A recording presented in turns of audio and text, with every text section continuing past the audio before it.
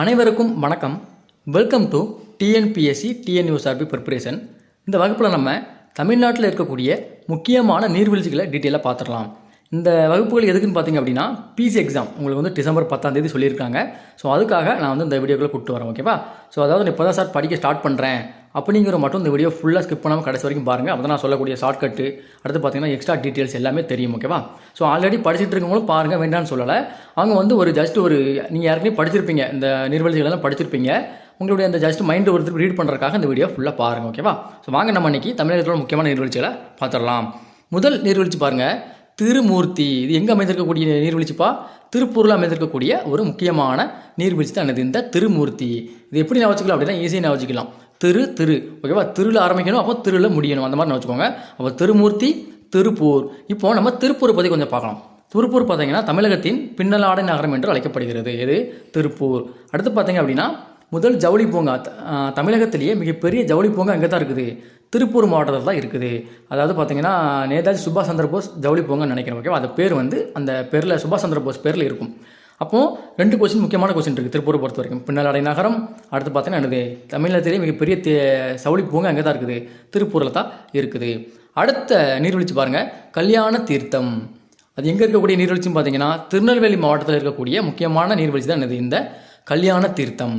So அப்போது நீர்வீழ்ச்சிகளை பொறுத்த வரைக்கும் பார்த்தீங்கன்னா தமிழகத்திலும் இருக்குது, இந்தியாவிலும் இருக்குது. நம்ம முதல்ல தமிழகத்தை பற்றி பார்ப்போம். ஓகேவா? ஸோ தமிழகத்தை தான் முதல்ல கேட்பாங்க. இப்போ வந்து பிசி எக்ஸாம் பார்த்தீங்கன்னா தமிழ்நாட்டுக்கு சார்ந்தது, அதனால் தமிழகத்தை பற்றி அதிக கேள்விகள் கேட்க வாய்ப்பு இருக்குது. இந்தியா பற்றி கேட்டாலும் கூட ஈஸியாக ஆன்சர் பண்ணுற மாதிரி தான் கேட்பாங்க. அப்போ கல்யாண தீர்த்தம் எங்கேப்பா இருக்குது? திருநெல்வேலி. இது எப்படி நான் வச்சுக்கலாம் பார்த்தீங்கன்னா திருக்கல்யாணம். நம்ம வந்து சாமிகளுக்கு நடக்கக்கூடிய அந்த கல்யாணத்தை வந்து பார்த்திங்கன்னா நம்ம வந்து திருக்கல்யாணம் நடைபெறுகிறதுன்னு சொல்லுவாங்க. அப்போது திருக்கல்யாணம் எங்கே இருக்குது? கல்யாணமூர்த்தி திருநெல்வேலி. ஓகேவா?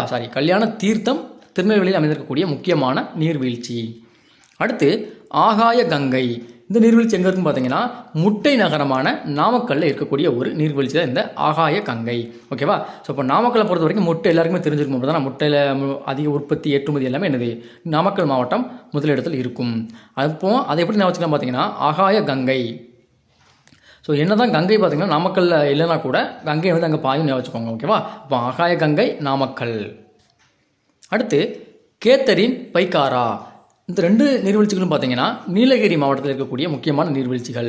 இந்த 2 இதையும் பாருங்களேன், ஒரு கிறிஸ்டின் நேம் மாதிரி இருக்குதா? கேத்தரின் பைக்காரா ரெண்டுமே என்னது ஒரு கிறிஸ்டின் நேம் மாதிரி இருக்கும். அதனால் என்னது நீலகிரின்னு ஞாபகம் வச்சுக்கோங்க. ஓகேவா? நீலகிரி. அடுத்து கிள்ளியூர் பார்த்தீங்கன்னா சேலத்தில் இருக்கக்கூடிய முக்கியமான நீர்வீழ்ச்சி. ஓகேவா? ஸோ இப்போ இந்த இதை சொல்ல மறந்துட்டேன். நாமக்கல் முட்டை நகரம். அதே மாதிரி நீலகிரி பார்த்திங்க அப்படின்னா என்னது அந்த மேற்கு தொடர்ச்சி மலையும் கிழக்கு தொடர்ச்சி மலையும் இணையக்கூடிய அந்த இடம் தான் என்னது நீலகிரி. அதாவது பார்த்திங்கன்னா நீலகிரி வந்து ஊட்டி பக்கத்தில் இருக்கக்கூடிய ஒரு இதனால ஊட்டி வந்து என்ன சொல்லுவாங்க, மலைகளின் ராணி என ஊட்டி அழைக்கப்படும். இந்த மாதிரிலாம் உண்டு. ஓகேவா? அது மாதிரி நீலகிரிக்கு பார்த்தீங்கன்னா தலைநகரம் என்ன இருக்கும்? உதகமண்டலம் அப்படின்னு சொல்லுவாங்க. இந்த மாதிரி கேள்வி நீங்கள் வந்து படிச்சுக்கிடணும். அடுத்து கிள்ளியூர். கிள்ளியூர் பார்த்தீங்கன்னா சேலத்தில் அமைந்திருக்கக்கூடிய முக்கியமான நீர்வீழ்ச்சி. ஓகேவா? கில்லுனா சே அப்படின்னு சொல்லணும். அப்படி தான் ஒருத்தன் கிள்ளிட்டான் அப்படின்னா நம்ம என்னது சே கில்லதடா அப்படின்னு சொல்லணும் இல்லையா? அதான் என்னது அப்படின்னு வச்சுக்கோங்க. கிள்ளியூர் சேலம். சேலத்தை பொறுத்த என்ன ஃபேமஸ் எல்லாருக்கும் தெரிஞ்சிருக்கும், என்னது மாம்பழம் சொல்லுவாங்க. ஆனால் இருந்தாலும் கூட மாம்பழ உற்பத்தியில் தான் முதலிடம். ஆனால் ஏற்றுமதியில் வந்து கிருஷ்ணகிரி தான் இருக்கும். ஓகேவா? நல்லா வச்சுக்கூடணும், மறந்துடக்கூடாது. வேறு என்ன இருக்குது சேலத்தில்? தமிழகத்தில் மிகப்பெரிய அந்த அணை இருக்குது. என்ன அணை? மேட்டூர் அணை இருக்குது. ஓகேவா? சேலத்தில் தான் அந்த மேட்டூர் அணை அமைஞ்சிருக்கும். அடுத்து ஒகேனக்கல். ஓகேவா? இது அடுத்த அருவி வந்து ஒகேனக்கல். இது எங்கே இருக்குன்னு பார்த்தீங்கன்னா தர்மபுரியில் இருக்கக்கூடிய முக்கியமான ஒரு நீர்வீழ்ச்சி. அதாவது ஒரு புகழ்பெற்ற சுற்றுலாத்தலம் கூட சொல்லலாம். ஓகேவா? ஒகேனக்கல் எங்கே இருக்குது? தர்மபுரி. அதாவது காவிரி ஆற்றில் வந்து இந்த ஒகேனக்கல் நீர் வந்து ஹோசூர் அருகே வந்து பார்த்திங்கன்னா உருவாகும். இப்போ தர்மபுரியில் இருக்கக்கூடியதான் பார்த்திங்கன்னா ஒகேனக்கல். இதெல்லாம் தெரிஞ்சிருக்கும், ஈஸியாக போட்டுருவீங்க. இருந்தாலும் கூட அப்படி பார்த்திங்கன்னா ஒகேனக்கல் ஹோசூர்னு வச்சுக்கோங்க, மறக்காது. ஓகேவா? காவிரி ஆற்றில் உருவாகக்கூடியது. காவிரி பிரச்சனை வந்து பார்த்திங்கன்னா தமிழ்நாட்டுக்கும் கர்நாடக மாநிலத்திற்கும் இருக்கக்கூடிய ஒரு முக்கிய பிரச்சனையாக அமைந்து கொண்டு இருக்கிறது. இந்த மாதிரி கேள்விகள் கேட்கலாம், அதனால் சொல்கிறேன். அடுத்து குற்றாலம். இது பார்த்திங்கன்னா ஒரு தமிழகத்திலே பார்த்திங்கன்னா ஒரு சிறப்பான சுற்றுலாத்தலம்னு சொல்லலாம். ஓகேவா? குற்றாலம் சீசன் வந்தால் பார்த்திங்கன்னா கூட்டம் அலமோதும். ஓகேவா? நான் இருக்கிற ஏரியா வந்து குற்றாலம் தான். ஓகேவா? குற்றாலத்துலேருந்து எங்கள் ஊர்லேருந்து குற்றாலம் பார்த்திங்கன்னா ஒரு கிட்டத்தட்ட ஒரு 16 கிலோமீட்டர் தான். ஓகேவா? 16 கிலோமீட்டர் இருக்கும். ஓகேவா? அப்போது குற்றாலம் எங்கே இருக்குது? தென்காசியில் இருக்குது. அதாவது பார்த்திங்கன்னா 2019 தென்காசி மாவட்டத்தையும் திருநெல்வேலி மாவட்டத்தையும் பிரிச்சிருப்பாங்க. அதனால் குற்றாலம் பார்த்தீங்கன்னா தென்காசி மாவட்டத்தை சார்ந்தது. ஆனால் அதற்கு முன்னாடி எங்கே தான் இருந்தது? திருநெல்வேலியில் தான் இருந்தது. ஓகேவா? நீங்கள் பழைய புக்கு எடுத்து பார்த்தீங்க அப்படின்னா அதில் வந்து திருநெல்வேலி தான் கொடுத்துருப்பாங்க. இப்போ 2023 வந்த சிலபஸ் படி புக்கு பார்த்தீங்கன்னா குற்றாலம் போட்டு தென்காசின்னு போட்டிருப்பாங்க. ஓகேவா? ஸோ நியூ புக்கில் இருக்க மட்டும் படிங்க. உங்களுக்கு நிறைய புக் நியூ புக்குனா ஃபுல்லாக மாறலை, ஒரு சில டேட்டாஸ் மாறி இருக்குது. இந்த மாதிரி டேட்டா மாறி இருக்குது. ஓகேவா? குற்றாலம் பழைய புக்கில் திருநெல்வேலின்னு கொடுத்துருப்பாங்க, இப்போ வந்து தென்காசின்னு மாற்றிருக்காங்க. இந்த மாதிரி ஒரு சில முக்கியமான டேட்டாக்கள் மாறி இருக்குது. அதே மாதிரி மாவட்டங்கள் 38 இருந்தது நினைக்கிறேன். ஓகேவா, பழைய புக்கில் 37 போட்டிருப்பாங்க, இப்போ 38 ஆயிடுச்சு. ஏன்னா மயிலாடுதுறை லாஸ்ட்டாக பிரிச்சுட்டாங்க. அப்படி ஒரு சில டேட்டாஸ் மாறி இருக்குது, அதை மட்டும் கொஞ்சம் மைண்டில் வச்சுக்கோங்க. ஓகேவா, அப்போ குற்றாலம் எங்கேப்பா இருக்குது? தென்காசி. அது எல்லாருக்குமே தெரிஞ்சிருக்கும், மறக்க வாய்ப்பு கிடையாது. ஓகேவா, தென்காசியில் இருக்கக்கூடியதான் இது குற்றாலம். மறந்து திருநெல்வேலின்னு போட்டக்கூடாது. ஓகேவா, அடுத்து கும்பக்கரை, சுருளி, இந்த ரெண்டுமே பார்த்தீங்க அப்படின்னா தேனி மாவட்டத்தில் இருக்கக்கூடிய முக்கியமான ஒரு 2 அருவிகள். ஓகேவா, இந்த சுருளி வந்து எல்லாருமே கேள்விப்பட்டிருப்பீங்க, அப்படி தானே? சுருளி நீர்வீழ்ச்சி எங்கே இருக்குது? தேனியில் இருக்குது. ஈஸியாக போட்டுருவீங்க. கும்பக்கரையும் தேனியில் தான் இருக்கும். ஓகேவா, அதாவது பார்த்தீங்க அப்படின்னா தேனி வந்து கொட்டும், அப்படி தான் கொட்டுனா அந்த தேனி வந்து கொட்டுனா என்னது கும்பமாக வீங்கிரும் வச்சுக்கோங்க. ஓகேவா, அப்போ தேனி எங்கே இருக்குது? கும்பக்கரையில் இருக்கக்கூடிய முக்கியமான கும்பக்கரை வந்து தேனியில் இருக்கக்கூடிய முக்கியமான ஒரு அருவி. கும்பக்கரை மற்றும் சுருளி இந்த ரெண்டுமே எங்கே தான் இருக்குது? தேனியில் தான் இருக்குது. நல்லா ஞாபகம் வச்சுக்கணும், மறந்துடக்கூடாது. அடுத்து ஐயனார் அப்படிங்கிறது பார்த்தீங்கன்னா ஒரு நீர்வீழ்ச்சி தான். இது எங்கே இருக்குன்னு பார்த்தீங்கன்னா விருதுநகர் மாவட்டத்தில் இருக்கக்கூடிய முக்கியமான ஒரு அருவி. ஸோ எல்லா மாவட்டத்திலுமே ஒரு சில நீர்வீழ்ச்சிகள் இருக்குது, ஆனால் நம்மளுக்கு தெரியாமல் இருக்கும். ஓகேவா, எனக்கு இந்த ஐயனாரில் இப்போ தான் கேள்விப்படுறேன். அந்த விருதுநகர் மாவட்டத்துலேருந்து யாரும் இந்த வீடியோ பார்த்தீங்க அப்படின்னா அந்த வீடியோக்களை கமெண்ட் பண்ணுங்கள். அது அருவி உண்மையிலே இருக்குதா? ரொம்ப பெரிய அருவியா, சின்ன அருவியா? ஓகேவா, அது சுற்றுலாத்தலமாக நல்லா பெருசாக நல்லா ஃபேமஸ் ஆனதா அப்படின்னு சொல்லி இந்த வீடியோக்களை கமெண்ட் பண்ணுங்கள். விருதுநகர் டிஸ்ட்ரிக்ட்லேருந்து யாரும் பார்த்தீங்கன்னா கமெண்ட் பண்ணுங்கள். ஓகேவா, ஸோ நான் விருதுநகர் பக்கத்து டிஸ்ட்ரிக் தான், தென்காசி பக்கத்தில் உள்ளதான். இருந்தாலுமே கூட நான் வந்து கேள்விப்பட்டது இல்லை. ஓகேவா, ஐயனார் சொல்லி நீர்வீழ்ச்சி இருக்குன்னு சொல்கிறாங்க. அது எந்த அளவுக்கு எப்படின்னு தெரியல. இருக்கும், ஆனால் இருக்க போய் தான் புக்கில் கொடுத்துருக்காங்க, இல்லாமல் கொடுக்க மாட்டாங்க. அது எப்படிப்பட்ட அருவினுங்கிறத இந்த வீடியோக்களை கொஞ்சம் கமெண்ட் பண்ணிவிட்டு போங்க. அப்போது ஐயனார் எங்கே இருக்குது? விருதுநகர். ஓகேவா, ஐயனார் வந்து வீத்திருவா வச்சிருப்பார், அப்படி தான் கையில் வந்து வீத்திருவா வச்சிருப்பார். யார்? ஐயனார் சாமி வந்து கையில் எப்போதுமே என்னது வீத்திருவா வச்சிருப்பார். அப்போ விருதுநகர், ஐயனார் விருதுநகர் நான் வச்சுக்கோங்க, மறந்துடக்கூடாது. அடுத்து ஒரு 3 இது இருக்குது, இது பாருங்கள் அருவிகள். வைதேகி, செங்குபதி, சிறுவாணி. இந்த 3மே பார்த்தீங்கன்னா எங்கே தான் இருக்குது? கோயம்புத்தூரில் இருக்கக்கூடிய முக்கியமான அருவிகள். சிறுவாணி எல்லாமே கேள்விப்பட்டிருப்பீங்க. சிறுவாணி தண்ணி குடிச்சு வளர்ந்தவன் தான் அப்படின்னு சொல்லி கோயம்புத்தூர்காரங்க சொல்லுவாங்க. அப்போ சிறுவாணி ஈஸியாக போட்டுடலாம். அப்போ வைதேகி, செங்குபதி இந்த 3மே என்னது? 3மே பார்த்தீங்க அப்படின்னா ஒரு என்ன சொல்கிற ஒரு பெண்கள் பேர் மாதிரி இருக்குதா? வைதேகிங்கிறது பெண்கள் பேர் மாதிரி இருக்குது, சிறுவாணிங்கிறதும் பெண் பேர் மாதிரி இருக்குது. அப்போ இந்த செங்குபதிங்கிறது ஒரு கணவர். இவருக்கு 2 மனைவிகள் இருக்காங்க. இந்த 2 மனைவிகளும் எப்போ பார்த்தாலும் கோவப்படுவாங்க. அப்போ கோவப்படுவாங்க கோயமுத்தூர். ஓகேவா, வைதேகி, சிறுவாணி ரெண்டுமே பெண்ணு, செங்குபதிங்கிறது ஆண். இவங்க 2 மனைவி. அப்போது 2 பேரும் கோவப்படுவாங்க. பெண்கள்னாலே கோவத்தான் படுறாங்க கல்யாணம் முடிஞ்ச பிறகு. அப்போ கோயமுத்தூர் நான் வச்சுக்கோங்க. ஓகேவா, வைதேகி, செங்குபதி, சிறுவாணி 3மே பார்த்தீங்கன்னா கோயமுத்தூரில் இருக்கக்கூடிய முக்கியமான அருவிகள். கோயம்புத்தூரை பொறுத்த வரைக்கும் என்னதுப்பா, அவங்களுக்கு வந்து தென்னிந்தியாவின் மான்செஸ்டர் என்னது? கோயம்புத்தூர் தான். அதே மாதிரி தமிழகத்தின் விசைக்குழாய் நகரம், பம்ப் சிட்டி ஆஃப் தமிழ்நாடு என்னது? கோயம்புத்தூர் தான். விருதுநகர் சொல்ல மறந்துட்டேன். விருதுநகரில் ஒரு புகழ்பெற்ற ஒரு சரணாலயம் இருக்குது. அந்த மலை அணில் சரணாலயம், ஸ்ரீவில்லிபுத்தூரில் அமைஞ்சிருக்கக்கூடிய மலை அணில் சரணாலயம் எங்கே தான் இருக்குது? விருதுநகரில் தான் இருக்குது. ஓகேவா, அதே மாதிரி அப்படி பார்த்தீங்கன்னா இன்னொன்று சொல்லுவாங்க, அது வந்து என்னது உணவு கழகம் எதுன்னு சொல்லுவாங்க. ஓகேவா, அதோட கிளையும் பார்த்தீங்கன்னா இந்த விருதுநகரில் தான் அமைந்திருக்குது. அப்போ கோயம்புத்தூரை பொறுத்த வரைக்கும் என்னதுப்பா, தென்னிந்தியாவின் மான்செஸ்டர்னு அழைக்கப்படுவது என்னது? கோயம்புத்தூர். அடுத்து விசைக்குழாய் நகரம் அல்லது பம்ப் சிட்டி ஆஃப் இந்தியா என்னது? தமிழ்நாடு என்னது? கோயம்புத்தூர் தான். அதே மாதிரில குழாய், அதாவது இந்த மோட்டர்கள் சொல்லுவாங்க இல்லையா, அது வந்து அதிக உற்பத்தி பண்ணக்கூடியது என்னது?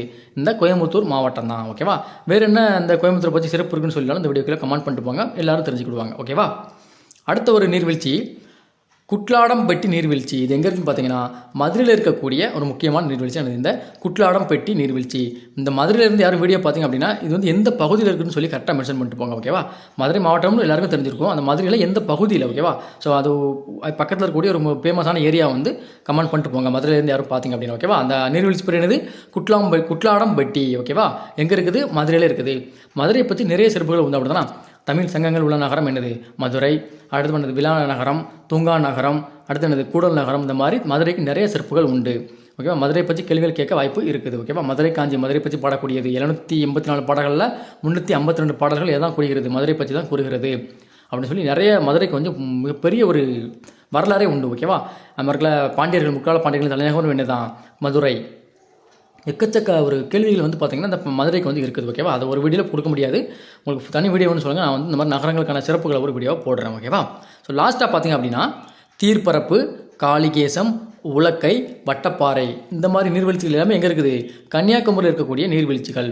இதில் நீங்கள் வந்து பார்த்தீங்கன்னா தீர்ப்பரப்பு தான் கேள்விப்பட்டிருப்பீங்க, அடிக்கடி நியூஸில் பார்ப்பீங்க, இல்லை பேப்பரில் பார்ப்பீங்க. ஓகேவா, செயற்கையாக உள்ள ஒரு நீர்வீழ்ச்சி என்னது? இந்த தீர்ப்பரப்பு தான். ஓகேவா, ஒரு அதாவது சுற்றுலா பயணிகளுக்காக செயற்கையாக ஒரு அருவி உருவாக்கப்படுது அப்படின்னா தீர்ப்பரப்பு அருவி தான். எங்கே இருக்குது? கன்னியாகுமரியில் இருக்குது. ஓகேவா, காளிகேசம் அப்படிங்கிறது பார்த்திங்கன்னா ஒரு அருவி தான். அது எங்கே இருக்குது? கன்னியாகுமரி.